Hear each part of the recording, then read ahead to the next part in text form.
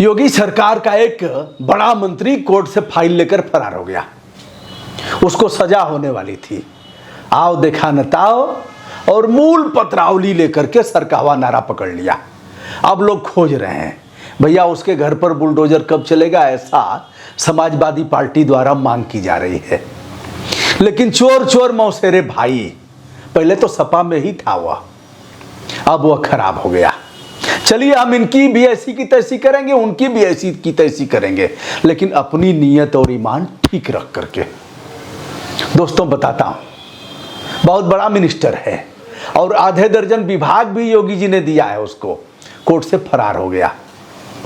एक दो मुकदमे दर्ज नहीं है हुजूर, कई एक मुकदमे दर्ज है। चोर है, भ्रष्ट है, बेईमान है। लेकिन मंत्री कह दिया तो चोर बेईमान भ्रष्ट करने की क्या जरूरत है। बहुलता में तो ऐसे ही है मंत्री, और यही एक मानक भी है। अगर बहुत पैसे हैं, अट्टालिका है, संसाधन है और 2, 4, 5, 10 गंभीर अपराध हैं, यही ना मानक है मंत्री का। तो योगी जी ने उसे मंत्री बनाया। इस बार के कैबिनेट में वह बड़का मंत्री है, नाम है राकेश सचान, और भाग गया कोर्ट से। पुलिस खोज रही है, अब उसको कौन खोजेगा और उसके घर पर कब चलेगा बुलडोजर, क्या है मामला जानिए। योगी जी, मंत्रिमंडल में ऐसे लोगों को स्थान देने से पहले एक बार प्रोफाइल तो देखी ही गई होगी। आपने नहीं देखा क्या इसको? किसके दबाव में यह मिनिस्टर बना? जनता दल में रहा, चुनाव हारा, फिर विधायक हुआ, समाजवादी पार्टी से सांसद रहा, विधायक रहा, कांग्रेस में गया, चुनाव लड़ा। उसके बाद हुजूर कौन सी जरूरत आपको आ पड़ी थी? आपके कार्यकर्ता मर गए थे, आपके कार्यकर्ताओं को सांप सूंघ गया था, आपके कार्यकर्ताओं में इस प्रकार की कुबत और इस प्रकार उनका आचरण व्यवहार और जनता में उनकी प्रासंगिकता खत्म हो गई थी कि आपने ऐसे भ्रष्ट लोगों को जो कई दलों से आकर के आपने ज्वाइन कराया और तुरंत टिकट दे दिया। जी हाँ, आप करते ही हैं, ऐसे ही करते हैं। आप ही नहीं करते हैं, आपका दल भी करता है और अक्कड़ बक्कड़ बम्बे बोलेगा। समाजवादी पार्टी सावधान, तुम्हारा सांसद रहा है या तुम्हारा विधायक रहा है, बोलने लायक नहीं हो तुम। बहन जी का चेहरा वैसे भी इस मामले में विद्रूप है। कांग्रेस खामोश है क्योंकि 2019 में इन्हीं के टिकट से फतेहपुर संसदीय क्षेत्र से वह चुनाव लड़ा था। यह है राकेश सचान। और मामला क्या है? यह मामला है कानपुर के अपर मुख्य महानगर मजिस्ट्रेट के कोर्ट में मुकदमा अपराध संख्या 729/1991 चल रहा था।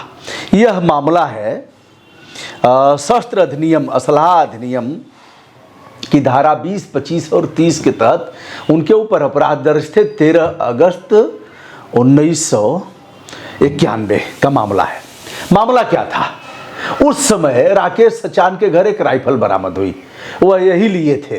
पुलिस ने छापा मारा और बरामद हुई राइफल। पूछा गया किसकी है, नहीं बता सके। फिर बताया कि रिश्तेदार की है। रिश्तेदार कहाँ है, नहीं बता सके। लाइसेंस कहाँ है इसका, यह भी नहीं बता सके। तो यह मुकदमा दर्ज हुआ जिसकी सुनवाई कोर्ट में हो रही थी। और कोर्ट में अभियोजन अधिकारी ऋचा गुप्ता ने खूब बढ़िया से बहस किया और आरोप सिद्ध हो गया। यानी अब सजा कितनी होनी है यह तय होना था। ऋचा गुप्ता ने कहा, हुजूर यह बड़ा अपराध है, बड़े अपराध की श्रेणी में आता है, 3 दशक से अधिक हो गया, इस पर कड़ी से कड़ी सजा दिया जाए। अब वकील साहब लोगों को जानते ही हैं। वकील साहब ने कहा हुजूर अगली तारीख दिया जाए। 0 हो गया था, अगली तारीख दिया जाए हुजूर। कोर्ट ने कहा, मजिस्ट्रेट ने, जज साहब ने कहा अब हम और अधिक तारीख नहीं दे सकते क्योंकि मामला 1991 का है। जज साहब चेंबर में गए और उसी बीच वकील साहब ने फाइल मंगाया, मूल पत्रावली पेशकार ने दे दिया और वकील साहब से मंत्री जी ने फाइल लिया और सरकावा नारा पकड़ लिया। कहाँ गया? आकाश में है, पाताल में है, मुख्यमंत्री सचिवालय में है, किस जगह है और कौन ढूंढेगा? और मंत्री कौन मंत्री है?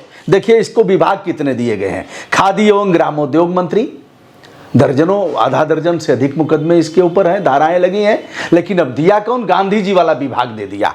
दिया गया खादी एवं ग्रामोद्योग मंत्री, रेशम उद्योग मंत्री, हथकरघा मंत्री, वस्त्रोद्योग मंत्री, सूक्ष्म एवं लघु मध्यम उद्योग मंत्री।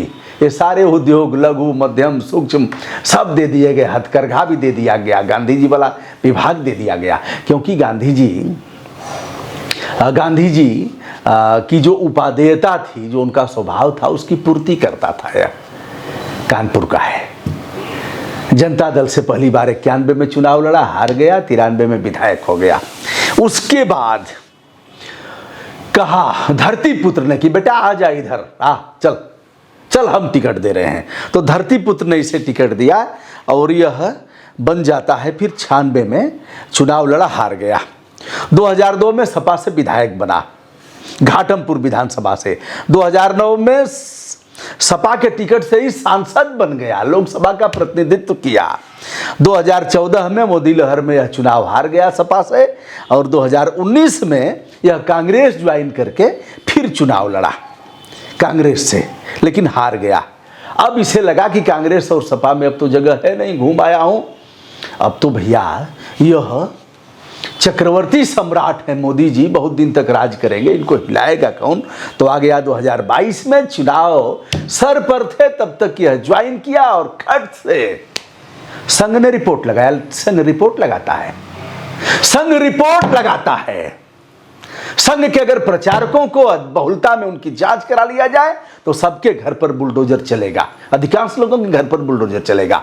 खेल जारी है, खेल जारी है। संघ रिपोर्ट लगाता है, संघ मीटिंग कराएगा आकर के, जैसे कांसीराम और मायावती जी बैठते थे लोग ना, कांसीराम मायावती, वैसे ही ये लोग भी बैठते हैं ऐसे करके, दक्षा आर्मा उपविशा, बैठ जाओ, खड़े हो जाओ, ऐसे करते हो। सब लोग दरी पर बैठते हैं, ऐसे है।